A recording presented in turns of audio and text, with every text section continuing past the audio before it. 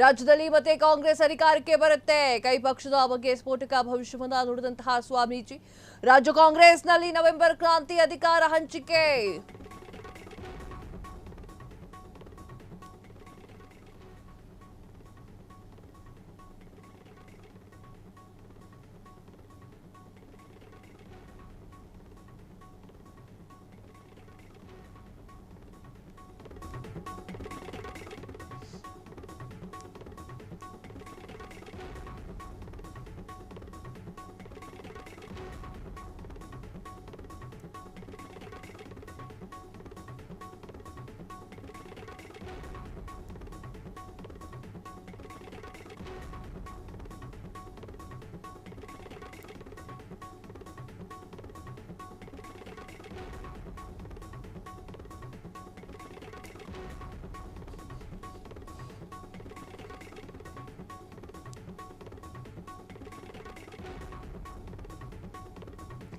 ರಾಜ್ಯದಲ್ಲಿ ಮತ್ತೆ ಕಾಂಗ್ರೆಸ್ ಅಧಿಕಾರಕ್ಕೆ ಬರುತ್ತೆ. ಕೈ ಪಕ್ಷದ ಬಗ್ಗೆ ಸ್ಫೋಟಕ ಭವಿಷ್ಯ ನುಡಿದಂತಹ ಸ್ವಾಮೀಜಿ, ರಾಜ್ಯ ಕಾಂಗ್ರೆಸ್ನಲ್ಲಿ ನವೆಂಬರ್ ಕ್ರಾಂತಿ ಅಧಿಕಾರ ಹಂಚಿಕೆ.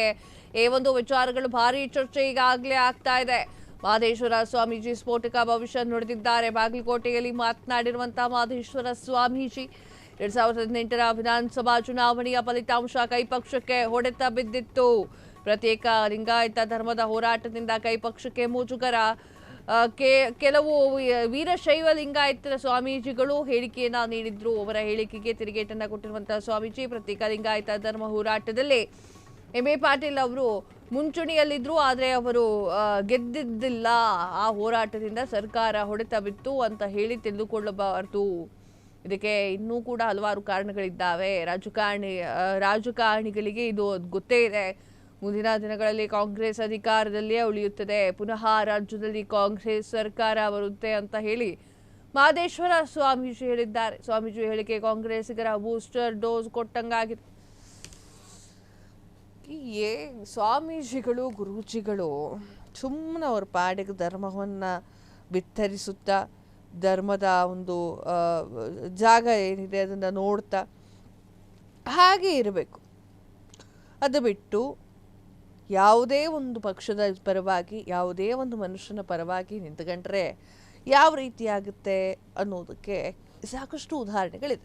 ಏನಾಯಿತು, ರಾಜ್ಯದಲ್ಲಿ ಮತ್ತೆ ಕಾಂಗ್ರೆಸ್ ಅಧಿಕಾರ ಬರುತ್ತೆ ಅನ್ನೋದನ್ನು ಮಾತನಾಡಿದ್ದಾರೆ ಗುರೂಜಿ. ಕೈ ಪಕ್ಷದ ಬಗ್ಗೆ ಸ್ಫೋಟಕ ಭವಿಷ್ಯವನ್ನು ನುಡಿದಿದ್ದಾರೆ. ರಾಜ್ಯ ಕಾಂಗ್ರೆಸ್ನಲ್ಲಿ ನವೆಂಬರ್ ಕ್ರಾಂತಿ ಅಧಿಕಾರ ಹಂಚಿಕೆಯಾಗುತ್ತೆ.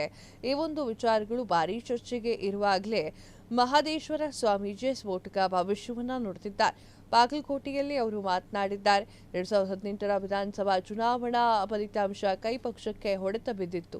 ಪ್ರತ್ಯೇಕ ಲಿಂಗಾಯತ ಧರ್ಮದ ಹೋರಾಟದಿಂದ ಕೈ ಪಕ್ಷಕ್ಕೆ ಮುಜುಗರ ಆಗಿತ್ತು.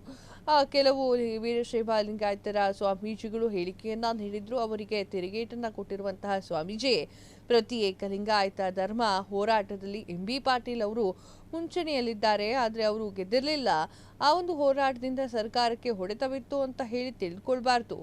ಇದಕ್ಕೆ ಇನ್ನೂ ಕೂಡ ಹಲವಾರು ಕಾರಣಗಳಿದ್ವು. ರಾಜಕಾರಣಿಗಳಿಗೆ ಅದು ಗೊತ್ತೇ ಇದೆ. ಮುಂದೆ ಬರುವಂತಹ ದಿನಗಳಲ್ಲಿ ಕಾಂಗ್ರೆಸ್ ಅಧಿಕಾರದಲ್ಲಿ ಉಳಿಯುತ್ತೆ. ಪುನಃ ರಾಜ್ಯದಲ್ಲಿ ಕಾಂಗ್ರೆಸ್ ಸರ್ಕಾರ ಏನಾರ ಬಂತು ಅಂತಂದ್ರೆ ಅದು ಸತ್ಯವಾಗುತ್ತೆ ಅಂತ ಹೇಳಿ ಮಹದೇಶ್ವರ ಸ್ವಾಮೀಜಿಯವರು ಹೇಳಿದ್ದಾರೆ. ಸ್ವಾಮೀಜಿ ಹೇಳಿಕೆ ಕಾಂಗ್ರೆಸ್ಗೆ ಒಂದು ಬೂಸ್ಟರ್ ಸಿಕ್ಕಿದಂಗೆ ಅಲ್ಲ, ಏನೇ ಸಿಕ್ಕಿದಂಗೆ ಆಗಿರಲಿ. ಸ್ವಾಮೀಜಿಗಳು, ಗುರುಗಳು ಅವ್ರವ್ರ ಕೆಲಸ ಮಾಡಿದ್ರೆ ಭಾಳ ಖುಷಿ ಕೊಡುತ್ತದು. ಭವಿಷ್ಯ ಬೇಡ. ಭವಿಷ್ಯ ಯಾರಿಗೆ ಏನು ಎತ್ತ ಏನಾಗುತ್ತೆ ಮುಂದೇನಾಗುತ್ತೆ ಅವಶ್ಯಕತೆ ಇಲ್ಲ. ಅದು ಯಾರಿಗೂ ದಿನ ಬಂದಂಗೆ, ಟೈಮ್ ಬಂದಂಗೆ ನಡ್ಕೊಂಡು ಹೋದ್ರೆ ಆಯಿತು. ಈ ಒಂದು ಸ್ವಾಮೀಜಿಗಳು ಅನ್ನುವಂಥವ್ರು ಯಾಕಿರ್ತಾರೆ ಅಂತಂದ್ರೆ ಧರ್ಮವನ್ನು ಬಿತ್ತರಿಸಲಿಕ್ಕೆ, ಧರ್ಮದಲ್ಲಿ ಏನಾದರೂ ಶೂನ್ಯವಾಯಿತು ಅಂತಂದ್ರೆ ಅದನ್ನು ಸರಿಪಡಿಸಲಿಕ್ಕೆ ಇರ್ತಾರೆ. ಬೇಕಾಯ್ತು ರಾಜಕೀಯ. ಕ್ಷಣ ಕ್ಷಣದ ಸುದ್ದಿಗಳಿಗಾಗಿ ಫ್ರೀಡಂ ಟಿವಿ ಸಬ್ಸ್ಕ್ರೈಬ್ ಮಾಡಿ, ಲೈಕ್ ಮಾಡಿ ಹಾಗೂ ಫಾಲೋ ಮಾಡಿ. ಹೊಸ ಸುದ್ದಿಗಳ ನೋಟಿಫಿಕೇಶನ್ಗಾಗಿ ಬೆಲ್ ಐಕಾನ್ ಮೇಲೆ ಕ್ಲಿಕ್ ಮಾಡಿ.